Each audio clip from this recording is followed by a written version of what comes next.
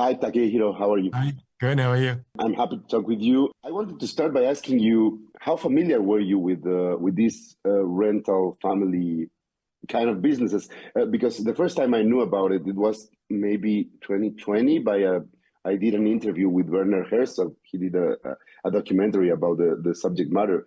But apparently, that's something quite common in Japan, right? Not really. I didn't know about it Oh, when I first read the script. Yeah, apparently there were more than 100 or 300 agencies working as rental family, a business.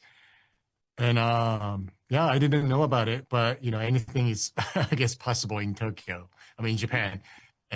But when I read the script, it's not a fictitious story about, underground Tokyo or anything, but it depicted, real human beings like us, trying to fill the void or trying to feel the emptiness, loneliness that we feel in city life. I read that you started doing your research immediately.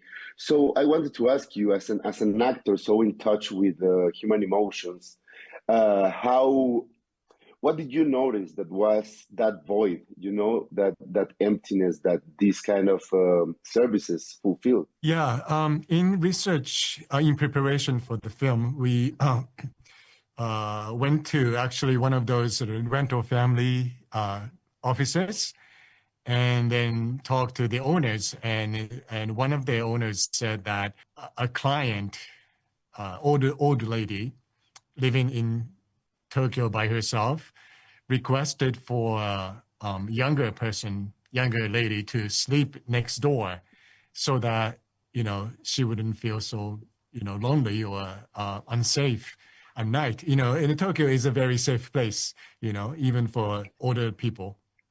But that sort of like puts everything, all the, the script, the anecdotes into in context for us and made it real for us. So maybe partially because I have a mother who's in her 80s now and living by herself in Tokyo.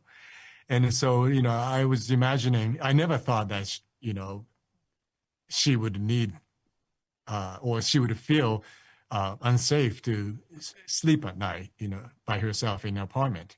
But, maybe I thought to myself, it's available. My mother would use services like this, in one of those lonely nights. And the interesting thing about the movie is that we don't think about the people that actually need the gig as actors. When you notice that this idea existed, what made you think or rethink about the job of an actor? Because this is like a very profound way to think about acting. I think like actually fulfilling the place of someone real. One of the lines that I say in the movie is that we sell emotion, you know, and the actors do sort of sell emotion too, like, try to bring up emotions in audience. So in a way, actors are sort of,